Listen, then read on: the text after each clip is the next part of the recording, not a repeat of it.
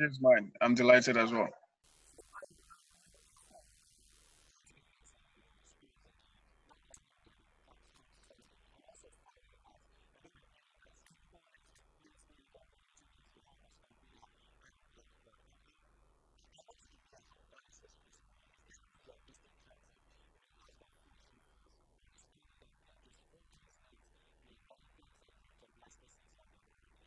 Well, if there was any chance whatsoever before, I think the game against Leicester actually, blew that chances away. The reason for that is not far fetched. They were playing against Leicester, metaphorically a 6 point affair against another team that's also, battling. I mean, trying to actually qualify for UEFA Champions League. So, having to win that fixture would not only boost their own chances, but ultimately, dampen that of Leicester City. But they fluffed the opportunity, took the lead at first, and then the game ended in a draw. So I think what they have left right now, mathematically, looks almost impossible for them. They've got just 4 games left, and they are 9 points out of top 4. So mathematically, that means they have to win all their remaining 4 games and hope that many of the other teams in the top 4, of course, outside taking out Liverpool and possibly Manchester City, can also bleed and then drop points in the remaining 4 games. And that's almost impossible. So I would be fair with you and say the chances are pretty much out right now. I don't fancy them to make the top 4, but there is actually a glimmer of hope for them. That is lying right there with CAS, Court of Arbitration for Sports. You remember, Man City still actually have the case right there. So if you know the proceedings actually favor us, I mean, if any of that team outside the top 4, such that Manchester City actually been banned from the UEFA Champions League and of course the UEFA Europa League. So that makes the 5th position on the log very valuable. So the fixtures left for Arsenal so far, London derby and of course against Liverpool, and then they have fixtures against Watford. I think the first 2 games are for the Champions League, and then that of Liverpool as well. If they can win those 2 games, they will definitely boost their own chances. But as we speak right now, with 4 games left and 9 points outside top 4, I'd rather bet on something else than Arsenal making the top 4.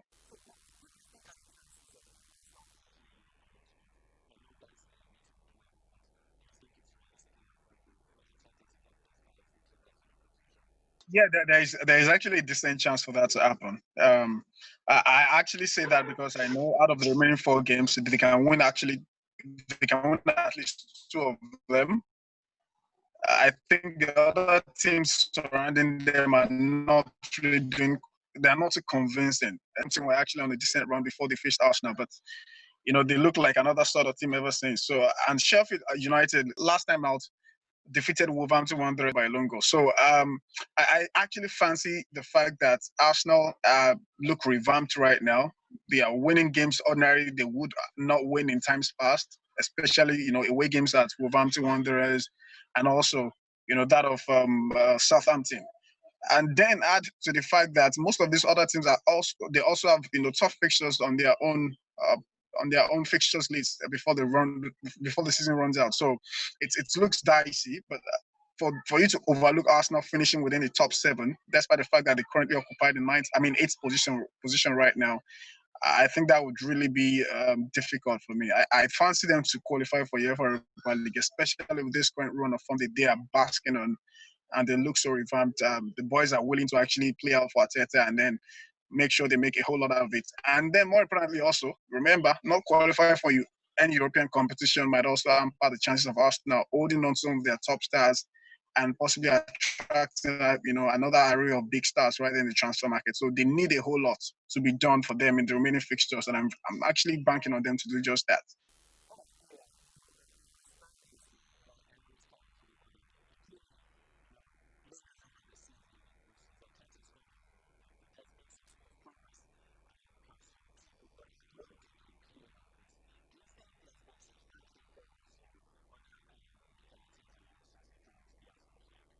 Yeah, I'll say there has been a marginal progress.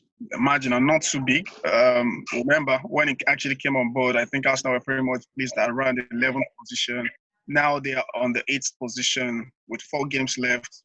Obviously, Champions League spot is out of their range, but they can still make do with finishing in the Europa League spot. So that's quite decent. But the most important thing is actually the kind of performances that the players are actually giving week in, week out, or say every match they have to speak right now. I mean, it's a little bit more of a reinvigorated, set of players right now. Even the young lads are giving it their best. The established ones are also trying to work out whatever it is left out of their season. So it looks like he has come in and he has done a decent job. But I will also say this: it's usually unfair when a manager comes in the middle of the season and we are expecting a massive turnaround.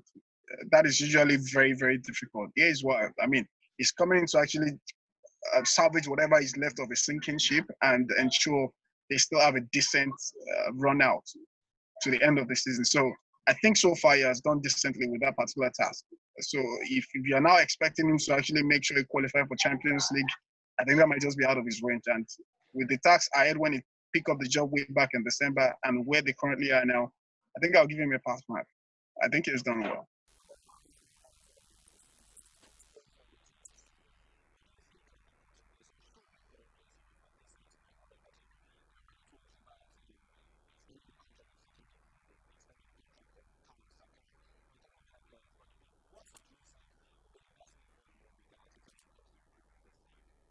To be frank with you, I would be surprised if actually Arsenal qualifies for, I mean, competes rather favorite title next season. They are still about 2 or 3 seasons away.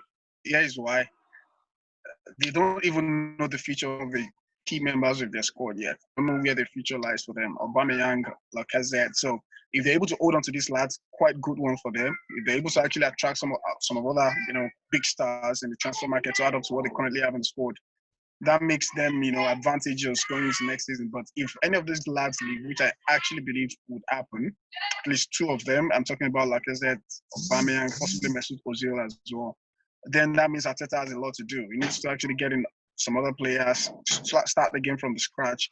And you look at other teams he will be competing with. These ones already have a well-defined structure on ground to challenge for the league title. Look at Liverpool, look at City. United are doing well as we speak right now. Chelsea obviously kind of looking for next season as well. So I think for us not to start thinking of challenging for the league title, they should wait till like 2 or 3 seasons from now. But what do they need to do? They need to actually make sure they keep hold of their biggest stars. Aubameyang top star list is undoubtedly the biggest of players they've got right now, not only because of the goals, but also because of the kind of vibe he brings around the team as well. That is quite important. And then make sure that they go into the transfer market and get in some decent deals. What they currently have right now is good. But for you to actually challenge for the league title or even finish in the top 4, you need something way better than good. So defensively, they are leaking goals. So there is a need for them to look up to that and then get a lot of decent deals done in the transfer market. So I actually think that is what they need to do. Oh, but I'll say this: I'm not confident that would happen so easily. I'm not too confident due to the fact that it seems the owner of the club, I think Stan Kroenke, is not a willing man to pump in some money. COVID-19 has done a whole lot of clubs, bad things financially. So Arsenal being a self-funding club don't stand a chance of competing favorably in transfer markets. But for them to do that, I think they need help from Kroenke. If he's willing to do that, then makes it all good for them going into next season.